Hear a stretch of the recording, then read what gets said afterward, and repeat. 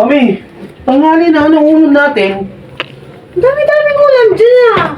May manok dyan, may baboy dyan. May spaghetti pa nga dyan eh. Ano pang ulam ang hinahanap mo? Nung 24 pa yan, sawan-sawa na ako. Puro mga tamis, tapos baboy karni. Oo, okay pa naman yan eh. Tapos yung manok dyan, lulutuin. Magsiliparan na tayo niyan. Magkapakpak na tayo, puro lang manok, baboy. Eh, ano gagawin yung mga papakain dyan? Di kakainin. Eh, iba naman, hindi naman puro ganyan. Kung mga bata, alam mo nag-uulan, no? Hindi ka nakakalabas, hindi nakapaglaro.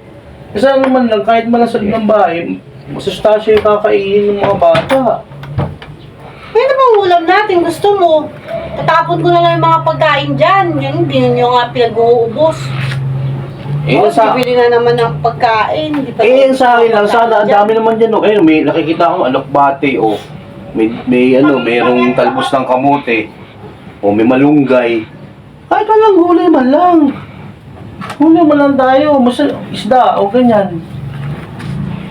Eh, ano ang gagawin sa mga pagkain dyan? Hindi nakakainin. Tapos magkakain ng ano na naman ng panibagong ulam. Hindi pa nauubos yung mga pagkain dyan. Ang hirap po sa'yo. Bili ka ng bili ng napakaraming pagkain. Ngayon, Daddy, asawa na ako kakaganyan eh. Kakakain ng baboy tsaka manok.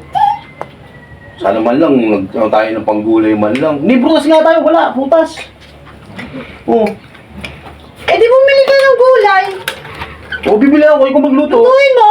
Ba't ako magluluto? Hindi ako marunong magluto ng gulay eh. O, yun ang sabihin mo. Hindi ka marunong magluto. Di ako magluluto. Eh, alam mo, hindi ako marunong magluto ng gulay eh. Alam mo na kasi prito-prito lang eh. Okay na pambili. Kumuha ka doon, nandun, sa wallet. Magdiding-ding ako ha. Kakainin nyo yun ha. Alam mo ba yun? Ding-ding. Alam mo? Wala ka. Alam mo yun? Alam mo yun? Ding-ding. Ewan ko, hindi ko alam yun.